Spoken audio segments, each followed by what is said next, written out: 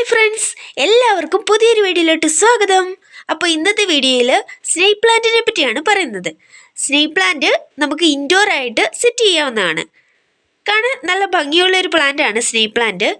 അതുപോലെ തന്നെ കുറച്ച് വെളിച്ചമുള്ളയിടത്ത്, അതായത് വിൻഡോ സൈഡിലൊക്കെ വെക്കുന്നതായിരിക്കും നല്ലത്.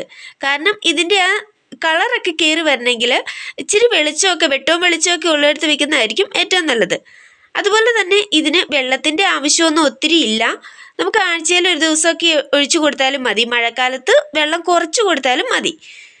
അതുപോലെ തന്നെ ഇത് നമുക്ക് ശ്വാസമുട്ടലൊക്കെ ഉള്ളവർക്ക് ഇത് അകത്ത് വെക്കുന്നതാണ് ഏറ്റവും നല്ല. ബെഡ്റൂമിലൊക്കെ വെക്കാൻ പറ്റിയ ഒരു നല്ല പ്ലാന്റാണിത്. കാരണം ഇത് ഓക്സിജൻ, രാത്രി കാലങ്ങളിൽ ഇത് ഓക്സിജൻ തരുന്ന ഒരു പ്ലാന്റാണ്. എന്തുകൊണ്ടും നല്ലൊരു ഇൻഡോർ പ്ലാന്റ് ആയിട്ടാണ് ഈ സ്നേക്ക് പ്ലാന്റിനെ കാണുന്നത്. ചിലർ പറയും ഇത് വീട്ടിൽ വെച്ച് കഴിഞ്ഞാൽ പാമ്പ് വരില്ല എന്നൊക്കെ പറയുന്നവരുണ്ട്.